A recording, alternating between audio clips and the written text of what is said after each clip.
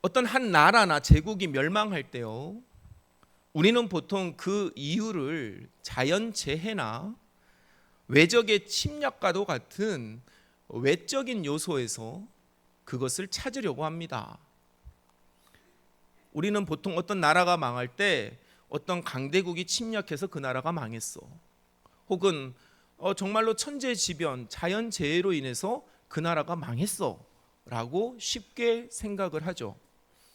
그러나 대부분의 역사학자들은 다른 관점으로 접근을 하더라고요. 그들은 어떻게 바라보냐면요, 외적인 요소 이전에 정치적인 부패나 수탈, 그리고 그로 인한 경제적 시스템의 혼란이나 사회적 결속의 약화와 같은 내적인 붕괴 상태가 멸망의 더 큰 원인으로 보고, 외부적인 요인은 그 작은 망치처럼 이미 진행되어져서 이미 손쓸 수 없는 그 감춰진 붕괴를 드러내는, 분출하는 역할을 한다라고 말합니다. 무슨 말인지 이해가 되시죠? 여러분, 풍선에 물이 가득 찼어요. 그 풍선 안에 있는 물을 여러분 밖으로 빼내는 것은 작은 바늘 하나로 가능하다라는 것입니다. 그러니까 어떤 한 나라나 한 제국의 멸망은 어떤 외부적인 충격 이전에 이미 그 외부적인 충격을 견딜 수 없는 내적인 붕괴에서부터 시작되었다라는 것입니다. 그래서 역사학자들은요, 이러한 내부적 위기가 고조되는 시점, 증가하는 시점을 그 나라의 쇠퇴기라고 진단합니다. 오늘 우리가 읽은 이 예레미야의 본문의 배경이 된 남유다 왕국은 바로 이 뚜렷한 쇠퇴기에 접어들었습니다. 아수르가 북이스라엘을, 그리고 바벨론이 남유다를 멸망시켰잖아요.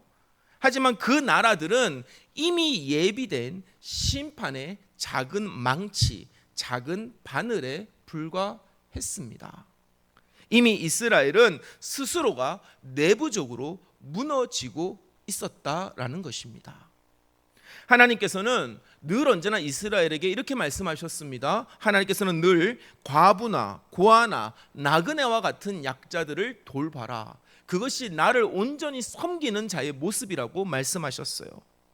하나님을 향한 신앙이 굳건했던 시절 이스라엘은 그 사회적인 책임을 다했고요, 전성기를 누렸습니다. 그러나 이스라엘이 영적으로 타락하기 시작하고 이스라엘이 하나님과의 관계에 소홀하기 시작하면서 그 내면에서부터 무너지기 시작하자 그들은요, 탐욕의 우상을 따라가기 시작했습니다. 자신의 배를 채우는 일에만 몰두했습니다. 정치적인 부패와 경제적인 수탈이 일어났습니다. 사회적인 결속이 약화되기 시작했습니다. 있는 자들은 없는 자의 것을 빼앗는 일에 몰두하게 되었습니다. 여러분, 그와 같은 가장 명확한 예가 성경 속에 여러 나타나지만 그 중에 하나가 무엇입니까? 아합과 이세벨이 나봇의 포도원을 빼앗는 장면입니다. 이토록 이제 남유다는, 북이스라엘은, 이스라엘 전체는 하나님이 이제는 정말로 되돌아올 수 없는 심각한 쇠퇴기, 내적인 붕괴를 맞이하게 된 것입니다. 여러분, 이렇게 쇠퇴하고 멸망을 향해 달려가는 백성을 바라보는 하나님의 마음, 그리고 그 마음을 전하는 예레미야의 심정은 얼마나 속이 상했을까요? 얼마나 애가 탔겠습니까? 우리 17절의 말씀을 한번 같이 읽어보겠습니다. 예레미야 14장 17절의 말씀 함께 읽겠습니다. 시작. 너는 이 말로 그들에게 이르라. 내 눈이 밤낮으로 그치지 아니하고 눈물을 흘리리니 이는 처녀딸 내 백성이 큰 파멸 중한 상처로 말미암아 망함이라. 아멘. 여러분, 이것은 하나님의 찢어지는 마음입니다. 하나님은 큰 파멸과 중한 상처로 신음하며 고통받는 남유다 모습 앞에서 어떤 모습을 보이고 계십니까? 하염없이 눈물을 흘리고 계신다라는 것이에요. 사랑하는 우리 대화교회 교회 여러분, 여러분들 하나님이 여러분들을 바라볼 때 여러분들을 바라보며 환히 웃으시기를 주의 이름으로 간절히 축원합니다.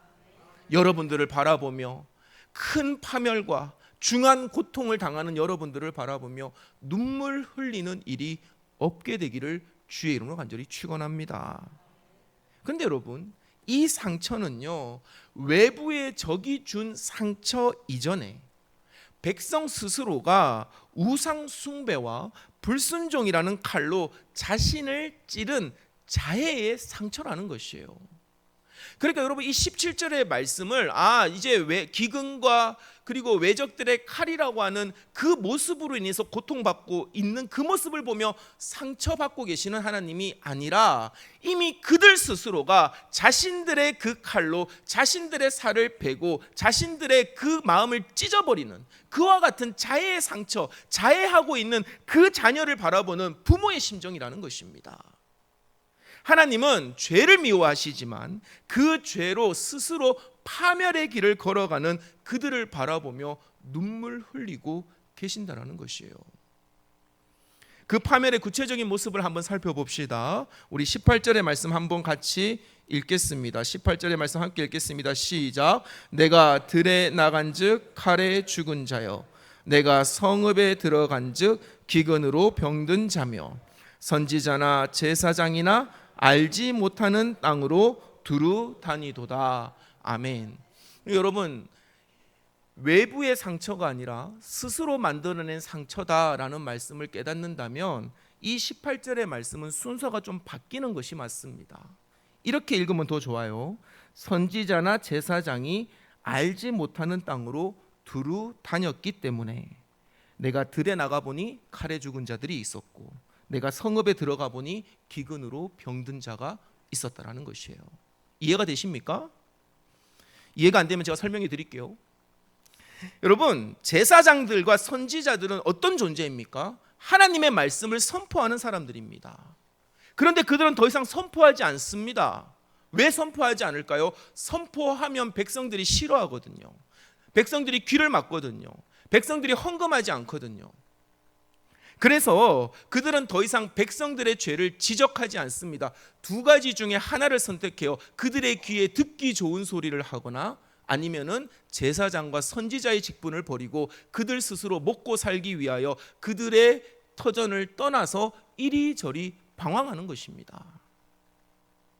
여러분, 영적인 나침반이 되어서 이스라엘을 이끌어야 할 이 선지자들과 제사장들이 하나님의 말씀을 버렸습니다. 완전히 고장나 버린 것입니다. 하나님의 말씀을 왜곡해 버렸습니다. 그들이 세상과 타협한 것입니다. 영혼과 내면에 힘이 되어주시는 하나님의 말씀이 사라진 결과가 18절 전반절에 나와 있습니다. 남유다는요, 외부의 칼과 기근과 같은 그 외부의 충격에 이겨낼 힘을 완전히 상실해 버린 것입니다. 사랑하는 우리 대화교회 교회 여러분, 여러분들의 삶을 지탱하는 것은 외적으로 벌어들이는 것이 아닙니다. 하나님의 말씀인 줄로 믿으시기를 주의 이름으로 간절히 축원합니다. 여러분, 돈이 우리를 지켜줍니까? 권세가 우리를 지켜줍니까? 명예가 우리를 지켜줍니까? 그렇다면 왜 돈 있는 사람들이 스스로 목숨을 끊습니까? 왜 권세 있는 자들이, 왜 명예 있는 자들이 왜 한순간 여러분 자신들의 모든 것들을 포기해버립니까? 착각하지 마십시오. 우리를 살리는 것은 하나님의 말씀이라는 것이에요. 우리는 이 사실을요, 다시 신명기 28장에서부터 우리는 그 말씀을 확인할 수 있습니다. 제가요, 여러분, 오늘 이 18절의 말씀을 읽다가 이 말씀 되게 익숙한데 전혀 반대네?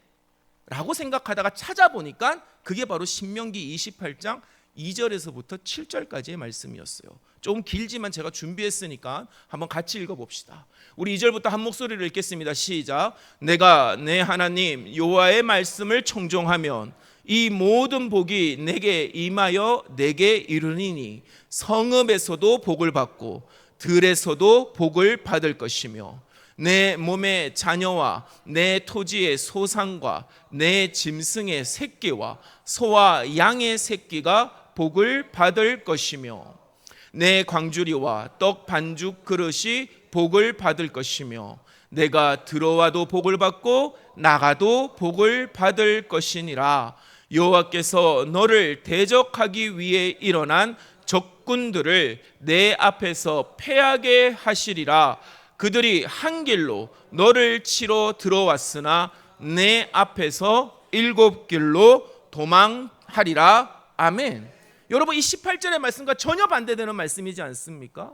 18절은 들에서나 성읍에서나 그들은 칼과 기근으로 고통받는데, 오늘 신명기 28장은 뭐라고 얘기합니까? 너희들이 들에서도 복을 받을 것이다, 성읍에서도 복을 받을 것이다. 여러분, 그들은 외적의 침략 가운데 고통받는데, 오늘 신명기 28장 맨 마지막에는 뭐라고 얘기하고 있습니까? 너희의 대적들이 한 길로 왔다가 7길로 도망갈 것이다 라고 말씀하고 있는 것이에요. 그렇다면 여러분, 신명기 28장에는 기근과 전쟁의 위협이 존재하지 않았을까요? 아닙니다. 존재했습니다. 하지만 그때는요, 그것이 결코 문제가 되지 않았던 것입니다. 도리어 그 상황 속에서 복과 은혜가 선포되었습니다. 무엇이, 여러분, 오늘 우리가 읽은 예레미야의 이 말씀과 신명기 28장의 이 말씀에 무엇이 그 큰 차이를 만들어내고 있습니까? 그것은 바로 하나님의 말씀이라는 것입니다. 주의 말씀으로 충만한 삶은 건강합니다. 안과 밖이 모두 안전합니다. 그러나 말씀이 떠난 자리, 하나님이 떠난 자리는 무엇입니까? 파멸과 혼돈과 눈물밖에 없다라는 것이에요. 사랑하는 우리 대학교의 교회 여러분, 이 신앙의 원리는 우리에게도 동일하게 적용되는 줄 믿으시기를 주의 이름으로 간절히 축원합니다.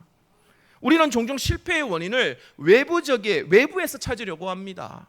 누구누구 때문에, 천재지변과 같은, 우리가 이제 조금 시간이 지났지만 코로나와 같은, 그와 같은 불가항력적인 일 때문에 우리는 실패했다라고 말합니다. 물론 틀린 말은 아닐 수 있습니다만 그것이 결정적인 원인은 아닙니다.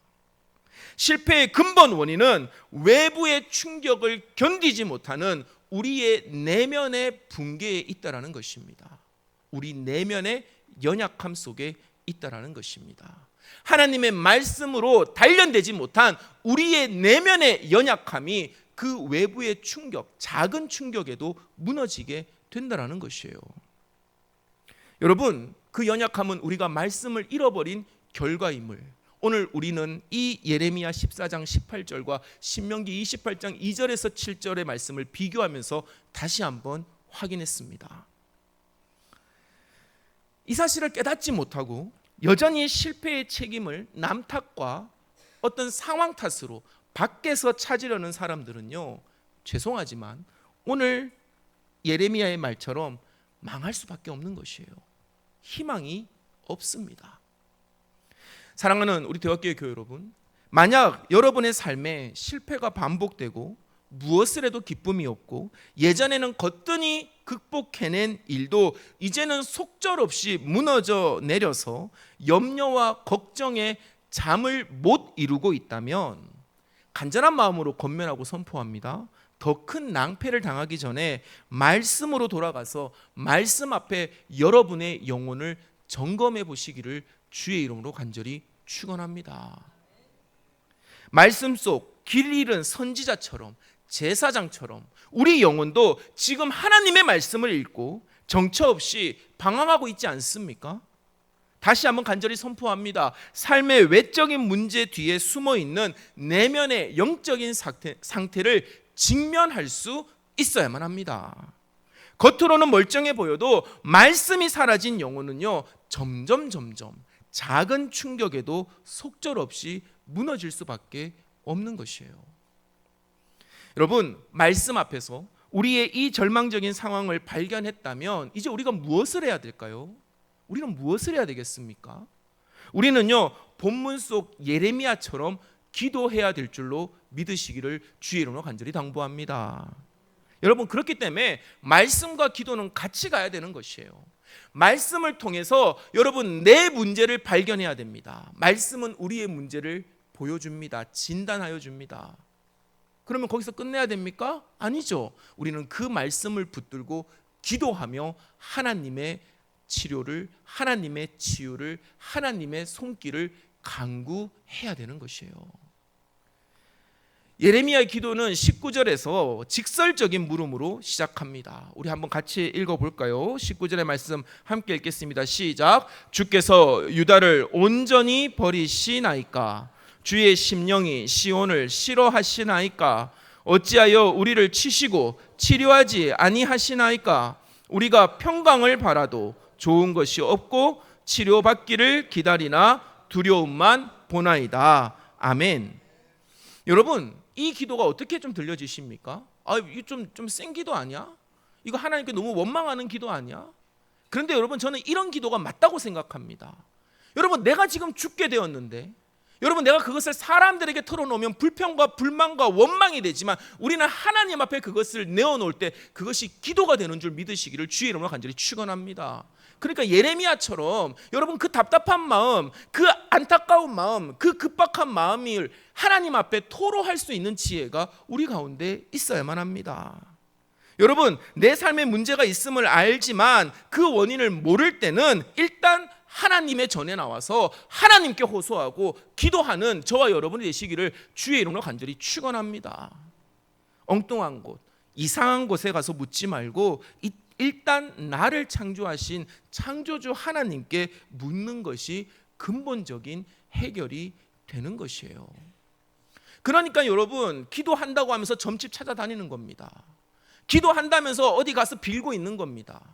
그게 아니죠. 정말로 하나님을 믿는다면, 하나님이 살아계심을 믿는다면, 말씀 안에서 우리를 보여주시는 하나님의 능력을 믿는다면 내가 알지 못해도 지금 내 상황을 하나님 앞에 토로할 수 있어야만 하는 것이에요. 사랑하는 우리 대화교회 교회 여러분, 허탄한 곳을 찾지 하지 마시고 주의 전에 나와 주님 앞에 울며 부르짖으며 주의 옷자락 부여잡는 우리 대화교회 교우들이 되시기를 주의 이름으로 간절히 축원합니다. 저는 여러분, 가끔 그런 생각 들어요.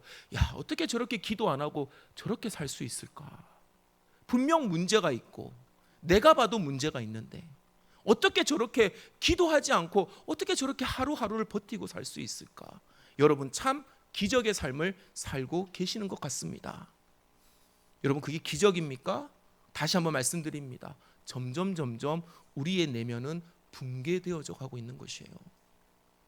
어느 순간, 어느 상황과 어느 계기가 되었을 때, 외부적인 충격이 우리에게 닥쳐왔을 때 우리는 속절없이 무너질 수밖에 없습니다. 늘 말씀드리잖아요. 그렇게 다 얻어 터지고 와서 엎드리지 마시고 미리 주님 앞에 와서 주께 부르짖는 자들이 되시기를 주의 이름으로 간절히 축원합니다. 여러분, 20절을 보면요, 이 예레미야의 호소가요 결코 무의미한 것이 아니라는 사실을 우리는 깨닫게 됩니다. 20절을 보면 하나님은 기도로 묻는 예레미야의 영혼을 깨우쳐 주세요. 이상하게 지금 몇 주 동안 기도에 대한 얘기를 하고 있거든요. 제가 하고 싶어서 하는 게 아닙니다. 교회력이 정한 대로 설교를 하다 보니 기도가 주제가 되고 있어요. 근데 여러분, 야복강가의 그 야곱도 보십시오. 환도뼈 부러지고 다 무너진 상태에서 죽게 매달렸을 때 비로소 주님이 질문하시잖아요. 예레미야도 마찬가지입니다. 그 답답한 마음을 주님 앞에 토로했을 뿐인데 주님은요, 그 답답한 마음을 읽으시고요, 그에게 무엇인가를 주셨습니다. 그러니까 20절과 같은 기도가 가능한 것이에요. 우리 20절의 말씀 한번 같이 읽어봅시다. 20절의 말씀 함께 읽겠습니다. 시작. 여호와여, 우리의 악과 우리 조상의 죄악을 인정하나이다. 우리가 주께 범죄하였나이다. 아멘. 여러분, 19절과 20절 사이에 기록되어 있지는 않지만 저는 분명히 믿습니다. 그 답답한 마음으로 기도하는 예레미야에게 하나님은 네가 왜 이런 고통을 당하고 있는지에 대한 분명한 말씀을 주신 줄로 믿습니다. 그러니까 20절과 같은 기도가 이루어지는 것이에요. 예레미야의 기도는요, 이제 호소에서 회개로 이어지고 있습니다. 하나님은 예레미야에게 문제의 근본 원인이 바로 우리 안에 있는 죄임을 깨닫게 하셨기 때문입니다. 이때부터 예레미야는요, 거침없이 나아가며 가장 중요한 것을 기도로 간구합니다. 사랑하는 성도 여러분, 기도가 가속력이 붙는 것이에요. 여러분, 기도를요 질이 멸멸하게 하더라도 어떻게 이제 주의 전에 나와서 기도해야 됩니다. 어느 순간 하나님의 음성이 들리기 시작하고 하나님이 내 문제가 무엇인지를 진단하면요, 그때부터 우리 기도는요 고속도로를 탈 줄로 믿습니다. 오늘 성경 말씀이 그와 같아요. 21절의 말씀을 한번 읽어봅시다. 21절 말씀 함께 읽겠습니다. 시작. 주의 이름을 위하여 우리를 미워하지 마옵소서. 주의 영광의 보좌를 욕되게 마옵소서. 주께서 우리와 세우신 언약을 기억하시고 패하지 마옵소서. 아멘. 하나님께서 네 문제가 뭐다, 네 문제의 원인이 이것이다, 이스라엘의 문제가 무엇이다라고 얘기하는 그 순간부터요, 아 이것이구나, 나는 이렇게 기도하며 주님께 부르짖어야겠구나, 매달려야겠구나라는 사실을 깨닫기 시작하자 21절의 기도의 내용이 흘러나오기 시작하는 것입니다. 우리를 위해서가 아니라 당신의 이름, 주의 이름을 위하여 우리를 버리지 말아달라는 것입니다. 우리의 행위 때문이 아니라 주님과 우리 가운데 주께서 세우신 언약을 기억해 달라는 그와 같은 기도가 이루어지고 있는 것이에요. 예레미야는 임박한 멸망을 막아달라고 애쓰지 않습니다. 그는 설령 우리가 심판을 받아 무너진다 할지라도 하나님과의 그 관계는 끊어지지 않게 해달라고 간구하고 있는 것이에요. 예레미야는 정말로 지혜로운 기도를 한 것입니다. 왜냐하면 그 언약의 관계 안에서만 유일한 회복의 소망이 있기 때문인 것이에요. 예레미야는 언약 속에 있는 한 하나님은 하나님의 백성을 반드시 구원시키시고 회복시켜 주실 것을 믿었던 것입니다. 사랑하는 우리 대화교회 교회 여러분, 저는 여러분들이 이 믿음 가지고 기도하기를 주의 이름으로 간절히 축원합니다. 그래서 22절에서 영적으로 메마른 예루살렘을 위해 은혜의 소나기를 내리실 분은 오직 하나님 한 분밖에 없습니다라고 담대히 고백하며 그 기도를 마치는 것이에요. 여러분, 예레미야의 기도의 흐름을 보십시오. 처음에는 답답한 마음을 가지고 왔습니다. 그러나 그 답답한 마음을 사람들에게 털어놓지 아니하고 하나님께 토로함으로써 하나님께 호소했습니다. 그리고 그는 하나님의 음성을 들었습니다. 내가 어떻게 기도해야 되는지 그 방향을 잡았습니다. 하나님께 간구했습니다. 그리고 더 나아가서 담대한 믿음으로 고백하는 기도로 그 기도를 마쳤던 것이에요. 여러분, 예레미야의 이 담대한 믿음의 고백이 오늘 저와 여러분 우리의 기도가 되기를 우리 주 예수 그리스도의 이름으로 간절히 축원합니다. 어떠한 상황 속에서도 하나님의 언약을 붙잡고 그 관계 안에 머물게 해달라는 기도가 저와 여러분의 가운데서 이루어져야만 합니다. 주님이 우리를 향해서 왜 눈물을 흘리십니까? 오늘 17절에서 내가 너희를 위해서 눈물을 흘린다. 왜 우리를 위해서 눈물 흘리십니까? 이미 답은 나와 있는 것이에요. 하나님이 우리를 향해서 눈물을 흘리는 이유는 우리가 그분과의 언약 관계 속에 있기 때문인 것이에요. 여러분, 제가 여러분들과 관계가 없다면 제가 여러분들의 상황 앞에 눈물 흘릴 일이 뭐가 있습니까? 그러나 우리는 한 예수 그리스도 안에서 한 가족이요, 여러분 한 식구이기 때문에, 우리는 대화교회 안에서 한 공동체이기 때문에 여러분들의 아픔이 내 아픔이 되는 것입니다. 여러분, 오늘 하나님께서 우리를 위해서 눈물을 흘리고 계십니다. 그것은 오늘 우리에게 희망입니다. 하나님은 결코 우리를 버리지 아니하십니다. 오늘 이 말씀에 순종함으로 여러분들의 영혼과 여러분들의 마음과 여러분들의 가정과 여러분들의 공동체를 지켜나가기를 주의 이름으로 간절히 축원합니다. 여러분들의 내면이 예수 그리스도의 복음과 십자가의 그 언약의 은혜의 언약으로 채워져야 될 줄로 믿습니다. 그때 우리의 영혼은요 결코 무너지지 않는 것이에요. 외부의 그 어떤 기근과 칼과 전염병도 능히 이겨낼 수 있게 되는 것입니다. 이 놀라운 일을 우리 하나님께서 당신의 이름을 걸고 당신의 명예를 걸고 우리 가운데 신실하게 이루어 내실 줄 믿습니다. 여러분, 오늘 이 말씀 앞에서 여러분들의 영혼을 점검해 보십시오. 여러분들은 하나님의 말씀 안에 채워져 있습니까? 여러분들은 그 말씀 안에서 하나님과 굳건한 언약 관계 속에 있습니까? 솔직하게 한번 점검해 보십시오. 만약 그렇지 않다면 지금 여러분들의 내면은 붕괴되고 있습니다. 여러분들의 영혼은 망하는 길로 달려가고 있는 것이에요. 어떻게 해야 될까요? 돌아서야죠. 회개하는 영혼들이 되시기를 주의 이름으로 간절히 당부합니다. 기도하며 주의 언약을 굳게 붙들기를 결단하는 우리 모두가 되어야만 합니다.